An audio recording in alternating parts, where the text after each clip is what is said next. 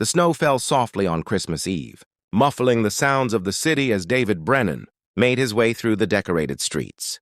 At 43, he'd learned to navigate the holidays with a practiced efficiency. Presents ordered online for his 7-year-old son, Ethan. Dinner reservations made at a nice restaurant. Everything scheduled and controlled. It was easier that way ever since his wife, Sarah, had passed away 4 years ago. David had built Brennan Industries from the ground up, creating a tech company that now employed over 2,000 people. Success had come at a cost, but he told himself it was worth it. Ethan had everything he needed: the best schools, the best care, the best of everything money could buy. If David wasn't home as much as he should be, well, that's what nannies were for. Tonight, though, he'd promised Ethan he'd be home early. They were going to watch a Christmas movie together, maybe make hot chocolate. Simple father-son time. David was already running late, a last-minute conference call had stretched longer than expected, but he was trying. He took a shortcut through an alley, his expensive shoes crunching on the fresh snow. The alley was dim, lit only by the ambient glow of Christmas lights from the surrounding buildings. That's when he saw her. A little girl, maybe 8 or 9 years old, was curled up on a flattened cardboard box beside a dumpster. She wore a thin gray jacket over a dress that looked like it had once been white, and her bare feet were tucked up under her, trying to stay warm. Dark hair fell across her face, and she was shivering even in sleep. David stopped dead in his tracks. In all his years walking these city streets, he'd seen homeless people before. He'd written checks to charities, justified his donations as doing his part. But he'd never stopped, never really looked. This was different. This was a child.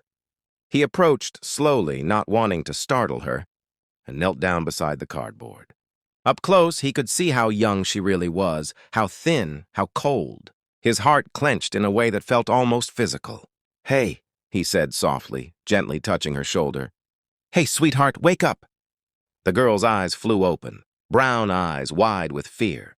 She scrambled backward against the wall, pulling her jacket tighter. "It's okay," David said quickly, holding up his hands. "I'm not going to hurt you. You can't sleep out here. It's too cold. Are you lost? Where are your parents?" The girl studied him warily, and David could see her assessing whether to trust him. Finally, she spoke in a small, hoarse voice. "I don't have parents. Not anymore. What's your name?" "Maya. Maya, I'm David. How long have you been out here?" She shrugged, looking down at her bare feet. "A while. Where's your coat? Your shoes?" "Didn't have any. Just this." She gestured to her thin jacket. David felt something break inside him.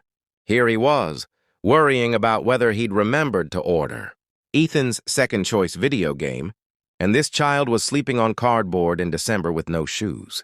"Maya, listen to me. I can't leave you here. Will you let me help you? I can take you somewhere warm, get you some food, help you find someplace safe." "The shelter's full," Maya said matter-of-factly.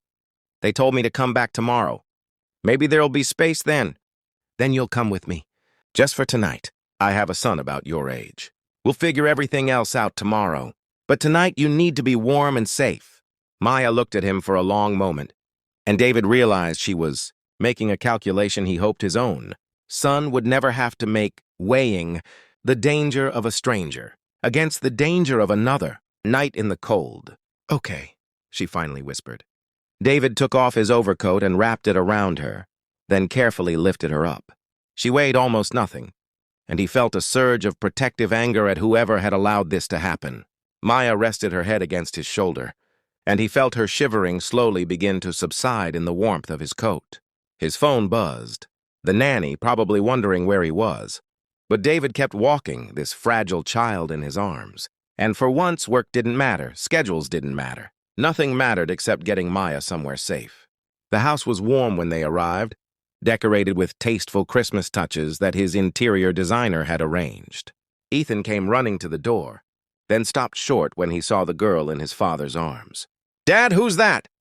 "This is Maya. She needed help, so she's going to stay with us tonight." David set Maya down gently.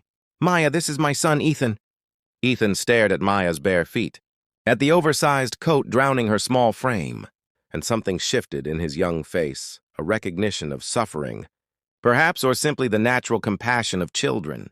"Hi," he said shyly. "Are you okay?" "I think so," Maya replied. "Come on," David said. "Let's get you warmed up, Mrs. Patterson." He called for the nanny. "Could you draw a warm bath for our guest? And find some clothes that might fit. Maybe some of Ethan's old things." Over the next hour, Maya was bathed, dressed in warm pajamas that were too big for her, and fed a meal she ate with the focused intensity of someone who didn't know when the next one might come. David and Ethan sat with her at the kitchen table, and slowly, carefully, her story emerged. Her mother had died 6 months ago. There was no father. He'd left before Maya was born. There were no relatives willing to take her in. She'd been in foster care briefly, but had run away from a home, where she said the other kids were mean and the adults didn't care. "I just wanted to be somewhere safe," she said quietly. But I didn't know where that was anymore. David felt his throat tighten. "You're safe now. I promise." After dinner, Ethan showed Maya his room, and David overheard him offering to share his toys, his books, even his bed if she was scared of sleeping alone. The generosity of it, the simple kindness made David realized how much his son had been paying attention to lessons. David had spoken, but not always lived. Later, after Maya had fallen asleep in the guest room, really asleep, not the wary half-sleep she'd been sleeping in the alley, David sat alone in his study, his mind racing. He'd called social services, but they wouldn't come until after Christmas. He had 2 days to figure out what to do. But as he sat there, David realized something was shifting inside him. This wasn't just about helping a child in need. This was about confronting truths he'd been avoiding for years. He'd told himself he was being a good father by providing for Ethan, by building a company that would secure his future. But when had he last really listened to his son?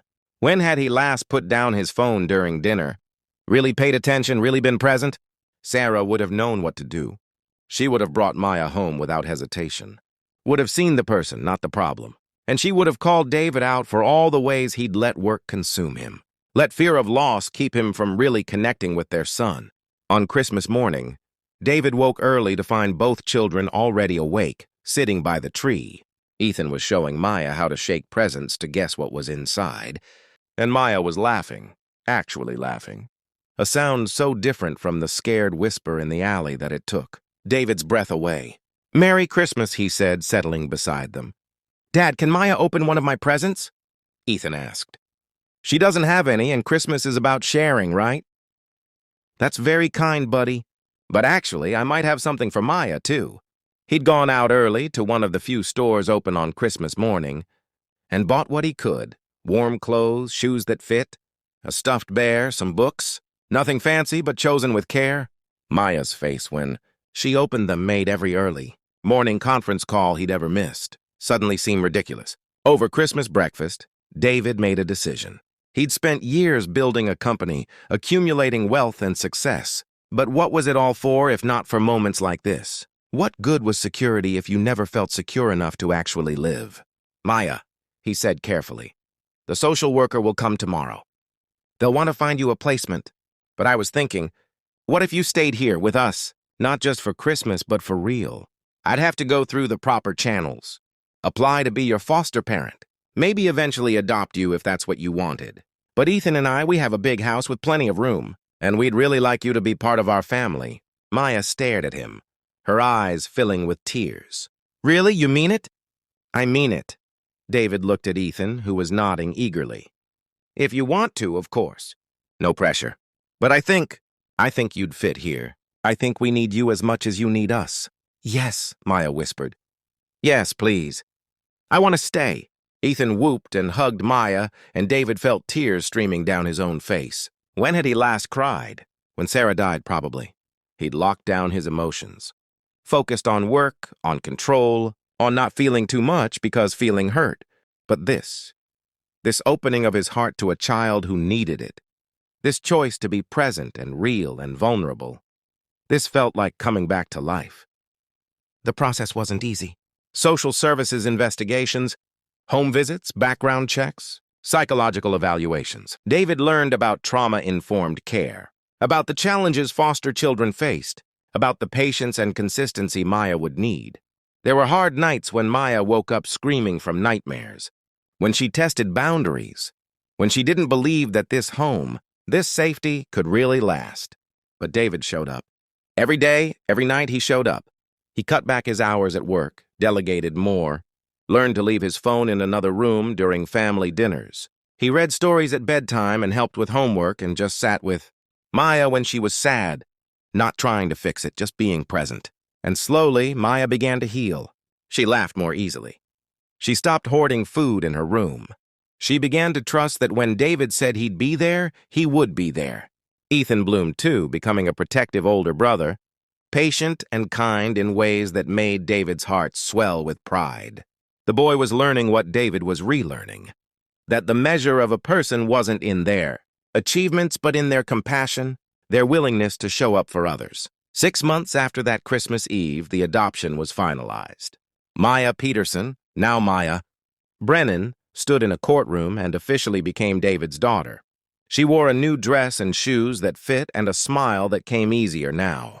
And when the judge asked if she wanted to say anything, she looked at David and simply said, "Thank you for not walking past." David thought about that moment often in the years that followed. How close he'd come to doing exactly that, walking past, telling himself someone else would help, that he was too busy, that it wasn't his problem. How that choice, to stop, to see, to act, had changed everything. Maya was 12 now, thriving in school, part of the drama club, obsessed with science experiments that sometimes went wrong in spectacular ways. Ethan was 14, already talking about colleges, but still making time to help his sister with her homework.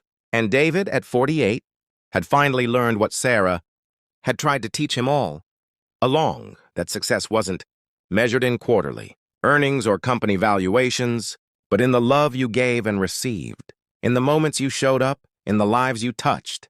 His company still thrived, but he'd restructured it, brought in partners who shared his new values. Brennan Industries now had programs for homeless youth, scholarship funds, employee benefits that actually prioritized family time. It turned out you could be successful and humane, profitable and compassionate. You just had to remember what really mattered. On the anniversary of finding Maya, David took both his children back to that alley. It was decorated now, part of a neighborhood revitalization project Brennan Industries had funded. But the spot where Maya had slept remained, marked now with a small plaque he'd placed there, in memory of all the children who need someone to stop, to see, to care. "I was so scared that night," Maya said softly, holding David's hand. "I thought maybe I'd fall asleep and not wake up. And then you came." "No," David said, squeezing her hand. "You saved me, Maya. I was the one who was really lost. You just showed me the way home." Because that was the truth he'd discovered. The single dad CEO had found a little girl sleeping on trash on Christmas Eve, and the truth had left him stunned. Not because of who she was, but because of who he'd become. Success had made him wealthy but poor, accomplished but empty, surrounded by everything but connected to nothing. Maya had given him back his humanity. She'd reminded him that life wasn't something to be managed and scheduled and controlled, but something to be lived and felt and shared. She'd shown him that the greatest achievement wasn't building a company, but building a family, a home, a life filled with love. Sometimes David still thought about that moment in the alley, the choice he almost didn't make, and he thought about all the other Mayas out there, sleeping on cardboard hoping someone would stop, someone would see, someone would care. He couldn't save them all, but he'd saved one, and she'd saved him right back. That was enough.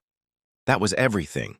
On quiet nights, when both children were asleep and the house was still, David would stand in Maya's doorway and watch her breathe, safe and warm and loved, and he'd whisper a thank you to the universe for sending him down that alley on that Christmas Eve, for giving him the courage to stop, for the greatest gift he'd ever received, not wealth or success or achievement, but the chance to be the father Maya needed and the man he'd always hoped to be. The truth that had left him stunned wasn't about Maya at all.